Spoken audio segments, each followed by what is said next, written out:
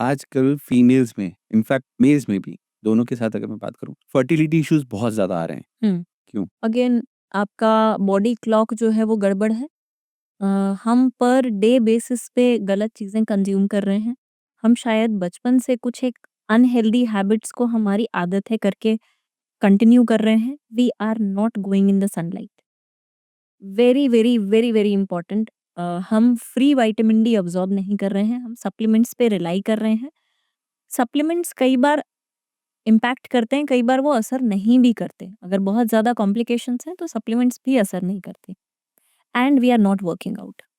If you want to be fertile, females they have to be certain amount of physically active। इतना sweating जरूरी है, इतने hours of workout या exercising पर week जरूरी है। तो अगर ये दोनों ही केसेस में नहीं हो रहा है मेल्स फीमेल्स में, तो फर्टिलिटी आपकी डाउन होगी। सबसे पहले आपके हार्मोन्स इम्पैक्ट होना चालू होते हैं। The first one is thyroid. बहुत इजीली इम्पैक्ट होने वाला हार्मोन इज थायराइड। इसी से मूड स्विंग्स भी बहुत ज़्यादा होते हैं। बिल्कुल। और मूड स्विंग्स के कारण कनेक्शन नहीं हो पाता पार्टनर के साथ, ऐसा भी है? यस, मूड स्विंग्स के कारण कनेक्शन नहीं हो पाता। मूड स्विंग्स के कारण यू आर कॉन्स्टेंटली इरिटेबल। जब आप इरिटेबल रहते हैं तो आपकी बॉडी के मिनरल्स यूज होते जाते हैं। So I am stressed, I am irritable, मेरे मिनरल्स डिप्लीट हो गए, मैंने सप्लीमेंटेशन नहीं लिया, मेरा पीरियड्स आ गया, आयरन भी कम हो गया। Again the same cycle continuous. तो ये है प्रॉब्लमैटिक। तो अगर फीमेल्स में हम्म इस प्रॉब्लम को सॉर्ट करना हो, और मेल्स में भी अगर ये प्रॉब्लम को सॉर्ट करना हो, जैसे मेल्स में सबसे ज़्यादा स्पर्म काउंट्स का प्रॉब्लम आता है, हाँ हाँ। राइट?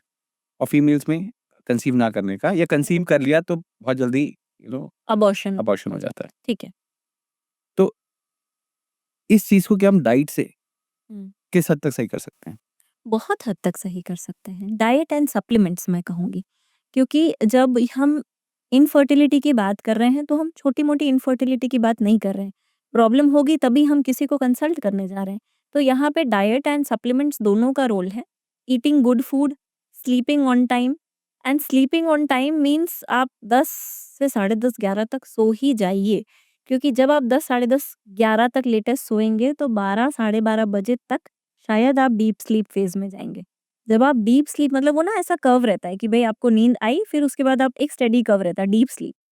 हम स में से मैक्सिमम लोग वो डीप स्लीप फेज में नहीं जाते। फिर धीरे से बॉडी में जो है वो कॉर्टिसोल सीक्रेट होना चालू होता है कि भई अब अपन को उठना है सुबह। तो हमारा मेलाटोनिन ही सीक्रेट नहीं होता, जितनी देर में सीक्रेट होके वो डिम हो जाता है तब तक हम सोए ही नहीं रहते हैं।